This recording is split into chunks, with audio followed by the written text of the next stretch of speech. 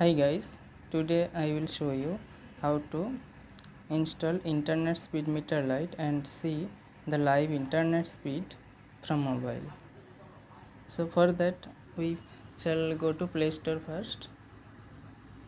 Then in the search bar we shall type internet speed meter. Then this app will come. I shall give the link of this app in the description box. Now let's install the app.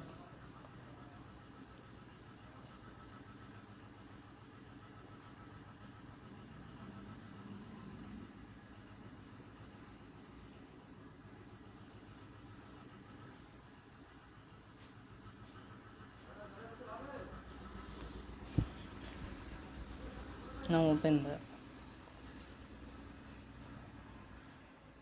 So here inside the app you will be able to see the mobile data and Wi-Fi data per day usage, and on the top left corner you can see the internet speed. For example, I am opening a YouTube video and you can see the kbps speed. Now it is 7, now it is 0.